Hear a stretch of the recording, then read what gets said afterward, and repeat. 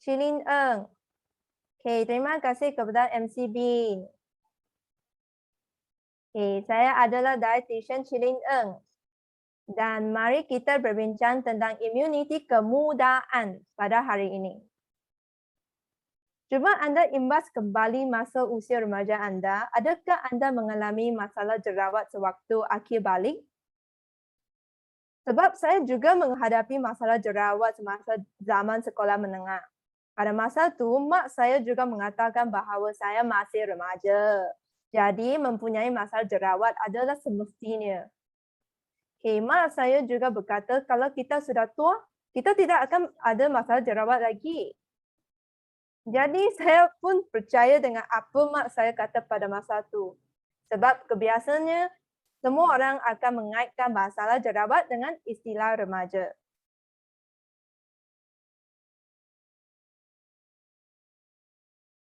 Disebabkan COVID-19, kita harus memakai mask dengan masa yang panjang. Jadi, walaupun kebanyakan orang sudah tidak lagi budak remaja, tetapi mereka masih mengalami masalah jerawat. Max acne merupakan istilah baru iaitu Max acne. Adalah jerawat disebabkan oleh penggunaan face mask. Biasanya mask acne ini berlaku pada bahagian wajah yang kerap ditutup oleh face mask, terutamanya dagu, hidung dan pipi. Jadi secara tuntasnya, masalah jerawat bukanlah apa yang khusus untuk kalangan remaja saja. Malahan ini mungkin akan disebabkan oleh perubahan hormon atau apa-apa. So, mari kita tengok apakah masalah jerawat yang mungkin disebabkan oleh pemakaian face mask. Secara lazimnya, jerawat face mask ini dikategori kepada beberapa jenis. Jenis pertama berbintik hitam. Ini dibentuk apabila pori kulit ini disumbat dengan minyak, sel kulit mati dan bahan pencemar. Kedua, rosacea merupakan sejenis keradangan kulit yang menyebabkan kulit kita kelihatan merah. Kemerahan ini pula disebabkan oleh perkembangan saluran darah pada permukaan kulit kita. Kebanyakan orang mungkin sudah menghadapi masalah ini, tetapi disebabkan pemakaian face mask yang lebih kerap sejak tahun lepas, maka mencetuskan masalah ini. Jenis ketiga, dermatitis sentuh alergik. Ini merupakan alergik pada kulit yang disebabkan bersentuhan dengan bahan-bahan penyebab alergik yang ada pada face mask. Ini kerana face mask pun mungkin mengandungi bahan kimia. So, apabila bahan kimia tertentu sentuh kulit anda yang sangat sensitif, maka mungkin menyebabkan dermatitis ini. Jenis yang terakhir adalah folikulitis. Ini merupakan satu keradangan yang berlaku pada folikel rambut kita. Biasanya disebabkan oleh infeksi bakteria. Secara tuntasnya, kebanyakan masalah kulit ini adalah disebabkan pori-pori kulit yang tersumbat. Jika permukaan kulit anda sudah ada kuman, minyak, sel kulit mati dan bahan pencemar, tetapi anda masih memakai face mask, maka semua bahan pencemar ini akan terkumpul dan seterusnya menyumbatkan pori-pori kulit anda. Tambahan pula, kita akan meningkatkan kelembapan keadaan di bawah face mask ini apabila kita bernafas. Ini akan meningkatkan risiko untuk kemunculan jerawat-jerawat yang kita sebut tadi.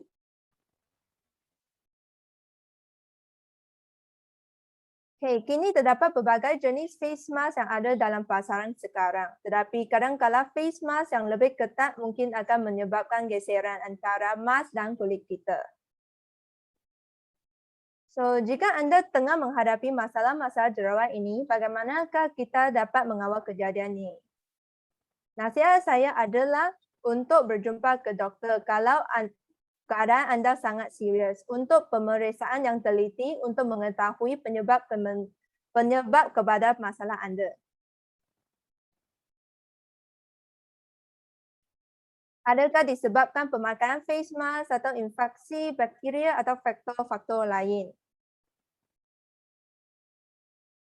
Selain daripada menerima rawatan daripada doktor, atau pakar kulit, kita juga memainkan peranan yang penting untuk menjaga kulit kita dalam kehidupan harian. Dalam proses pemulihan, keadaan kulit kita mungkin masih sangat teruk. So, apa yang kita perlu lakukan adalah sentiasa mencuci muka kita, terutamanya selepas pemakaian face mask dengan masa yang panjang. Contohnya setengah hari. Okay. Poin kedua, kalau boleh kurangkan penggunaan makeup. Saya memahami bahawa kita perlu makeup untuk menghiaskan wajah kita, terutamanya sebelum masalah jerawat kita sembuh. Tetapi kalau keadaan diizinkan, nasihat saya adalah mengurangkan penggunaan makeup. Lagipun, anda juga perlu memberi perhatian atas kebersihan peralatan makeup Anda seperti sponge dan brush. Jangan lupa ya, sangat-sangat penting. Seterusnya, pada masa sekarang, hampir semua orang sedang menggunakan face mask sekali pakai. Jadi, kita perlu ingat bahawa face mask ini harus dibuang setiap kali kita guna. Janganlah reuse dan reuse.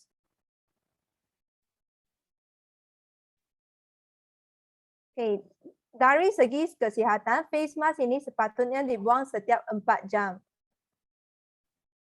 So, jika Anda memakai face mask berulang kali atau memakai melebihi 4 jam, kuman mungkin terkumpul, maka tidak lagi efektif untuk mencegah penularan virus. Walaupun banyak face mask dinyatakan boleh digunakan secara berulang kali, ini bukan bermaksud Anda boleh memakai mask ini melebihi 8 jam. Padahal Anda sepatutnya mencuci face mask ini setiap kali Anda pakai.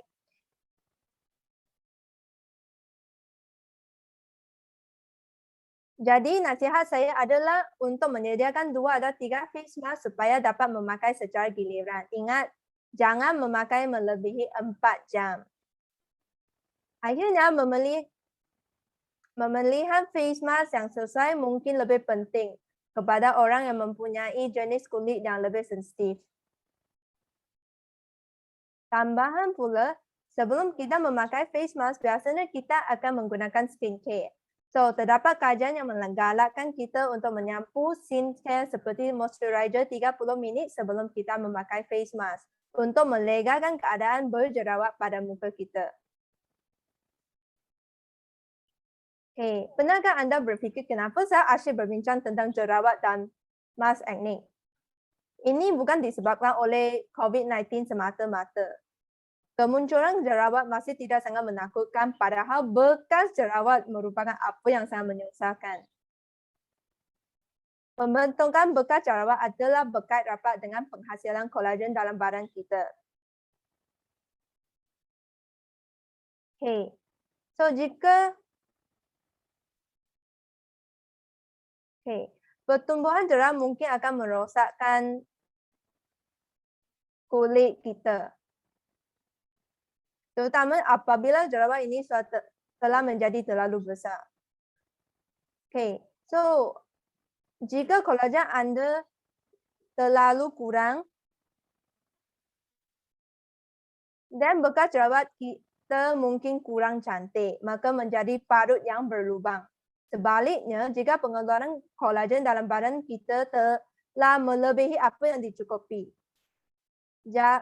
dan bekas jerawat itu akan menjadi jenis keloid, iaitu bekas luka yang tumbuh melebar dan menonjol dari permukaan kulit.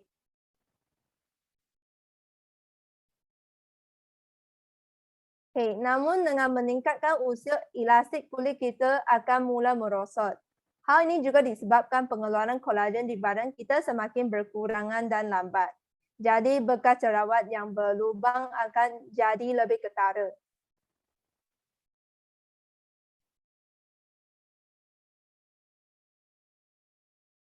Jadi, jika pengeluaran kolagen Anda memang baik pada awal-awalnya, maka kulit Anda lebih berelastik dan bekas jerawat turut tidak begitu ketara. So, ini juga bermakna masalah jerawat pada masa remaja masih okey lagi. Padahal kita perlu berhati-hati terhadap kemunculan jerawat apabila usia kita semakin meningkat. Sebab ia berisiko tinggi untuk meninggalkan bekas jerawat. Apa yang saya pernah kata dekat episod dulu, jika Anda ingin sel-sel kulit yang muda, Anda tidak boleh bergantung pada pengambilan suplemen kolagen semata-mata. Ini disebabkan bahawa suplemen yang mengandungi kolagen yang tinggi tidak dapat membantu Anda untuk menjana pengeluaran kolagen. Sebenarnya, cara yang benar untuk mendorong penjanaan semula sel-sel kulit dan pengeluaran kolagen adalah melalui sel stem kita. Sel stem ialah sel yang belum membeza. Apabila sel stem membahagi kepada sel anak yang baru, ia berpotensi membeza kepada sel dengan fungsi yang lebih khusus seperti sel kulit, sel darah merah. So, jika Anda ingin kulit yang berelastik dan penuh dengan kolagen, kesemua-semuanya juga perlu sel stem yang sihat.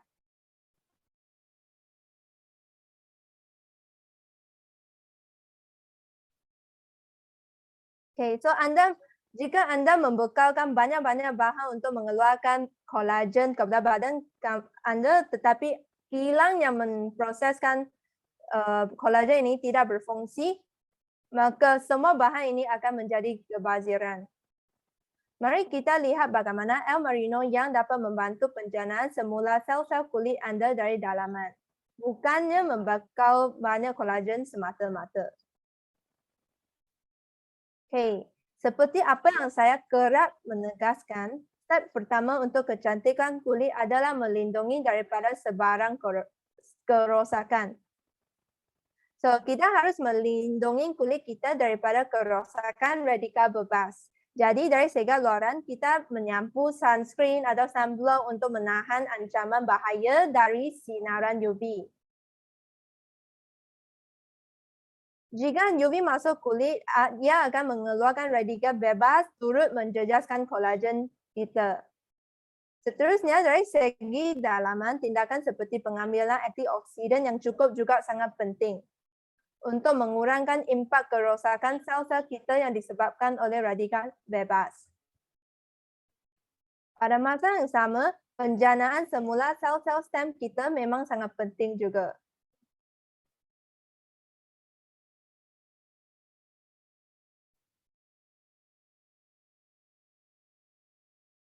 Okay. Promosi revolusi L-Marino yang luar biasa dapat mencapai kedua-dua permintaan ini. Mari kita bincang tentang bahan-bahan yang ada dalam L-Marino yang. L-Marino yang diperbuat daripada 4 bahan utama, termasuklah ekstrak plasenta dari buah delima dan bunganya. Kedua-dua bahan ini adalah berasal Kanada. Sepanyol. Tumbuhan buah delima ini ditanam di tanah gunung berapi atau volcano yang sangat subur oleh nutriennya yang berbagai.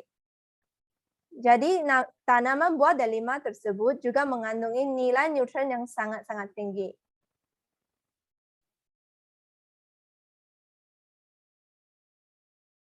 Bahan yang ketiga adalah red orange complex yang berasal dari Itali. Bahan ini merupakan antioksidan yang sangat-sangat bagus. Bahan yang keempat ialah kolektif yang berasal dari Perancis. Bahan ini adalah salah satu unsur utama untuk pengeluaran kolagen dan elastin dalam badan kita. Mari kita melihat kesemua bahan ini dengan lebih teliti. Bahan pertama, ekstrak dari buah delima. Sebenarnya, buah delima merupakan makanan super yang mengandungi sifat antioksidan yang tinggi. Okay. Bahan ini dapat menyekat aktiviti hyaluronase yang berfungsi untuk membahagikan sel kolagen kita. Apabila usia kita meningkat, pengeluaran kolagen sudah semakin berkurang. Apatah lagi ada bahan ini untuk asyik membahagikan lagi kolagen kita. Jadi dengan bahan ini, ia dapat menyekat aktiviti bahan ini untuk membahagikan sel kolagen kita. Jadi perlindungan yang kita bincang sini adalah menyekat pembahagian kolagen dalam badan kita supaya kita dapat sel kolagen yang maksimum. Dan seterusnya menjana kecantikan kulit kita daripada kelonggaran dan padu jerawat yang berlubang. Okay, so pada masa yang sama, Ekstrak buah delima ini juga dapat menambah kelembapan kulit kita kerana bekas jerawat adalah berkait rapat dengan kelembapan kulit. So, jika lapisan perlindungan kulit anda cukup kuat, anda juga dapat mengelakkan kerosakan dari faktor luaran seperti sinaran UV dan kuman dan infektif. Pada masa yang sama, kulit anda akan menjadi lebih licin, maka mengurangkan kedutan dan garis halus. Saya menegaskan bahawa kita harus memberi perhatian terhadap betapa banyak nutrien yang kita memang dapat serap dari pengambilan sebarang suplemen. Bahan Vicotanic Plus ini adalah dihasilkan dengan teknologi canggih yang telah dipatenkan. Teknologi ini dapat melapisi ekstrak ini dengan satu membran supaya tidak dirosakkan oleh asid perut dan juga lebih senang untuk diserap oleh sel-sel kita.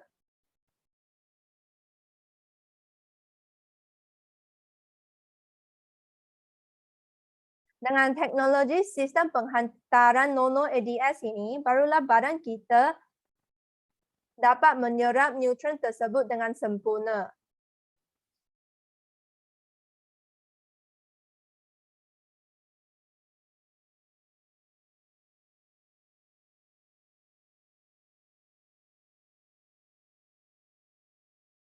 Bahan kedua adalah Vicenta yang berasal dari sel stem bunga buah delima. Sel stem berfungsi untuk membahagikan dan membeza sel-sel kita kepada sel yang badan kita perlu. Terdapat kajian yang menyatakan bahawa pengambilan bahan ini dapat menjana semula dan membaik pulih sel-sel stem yang ada dalam badan kita. Bahan ini juga dapat melindungi DNA kita daripada kerosakan. Disebabkan DNA adalah tempat yang memberi maklumat kepada badan kita untuk berfungsi. Jika DNA ini terjejas, maka badan kita juga mungkin berfungsi menurut informasi yang salah. Jadi kita haruslah melindungi DNA kita supaya sentiasa berada dalam keadaan yang selamat.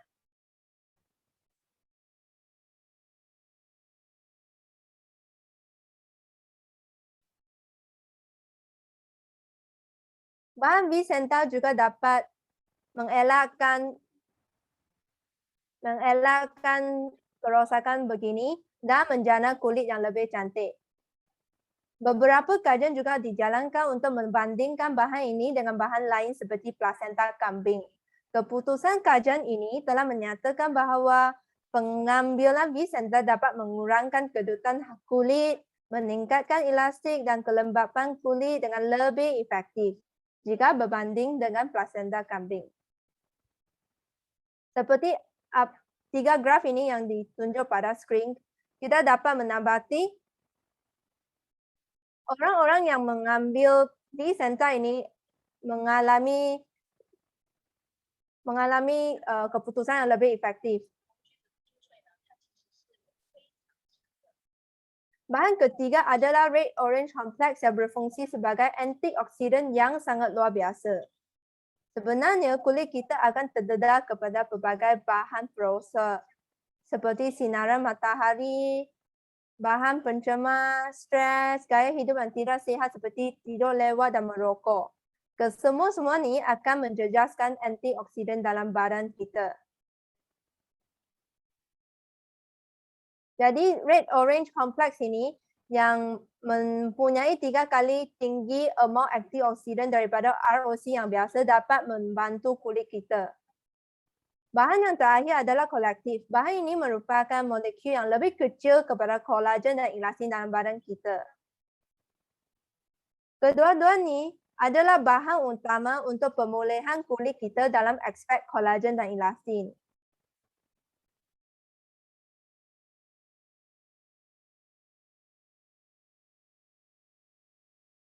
So, kolektif ini adalah bahan-bahan yang membentuk kolagen dan elastin dalam badan kita.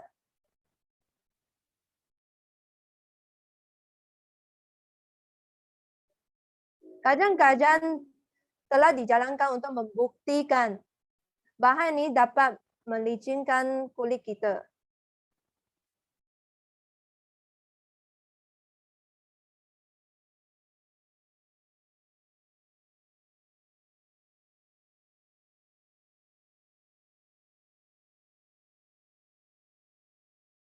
So, jika kulit kita mempunyai penghidratan yang baik, maka kulit kita akan menjadi sihat.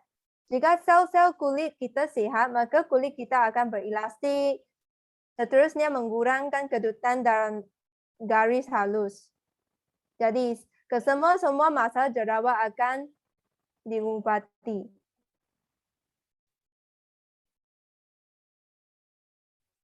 Kesimpulannya, produk El Marino yang ini merupakan satu formulasi yang dapat menjana semula sel kulit kita secara holistik.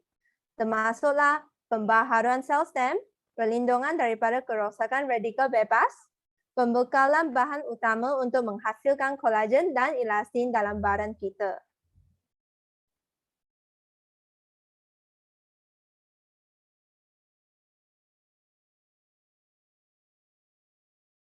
Saya ingin menegaskan bahawa El Marino yang bukan suplemen kolagen yang biasa.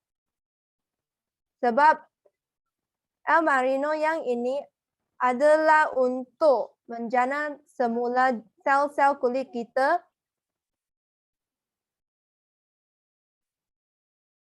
bukanlah semata-mata membekalkan semua bahan-bahan kolagen kepada badan kita. Kita mestilah mengambil protein yang secukup-cukupnya dalam kehidupan harian kita supaya protein-protein kolagen dan elastin tidak digunakan untuk fungsi-fungsi tersebut. Sekian sahaja perkongsian saya. Terima kasih dan bye-bye.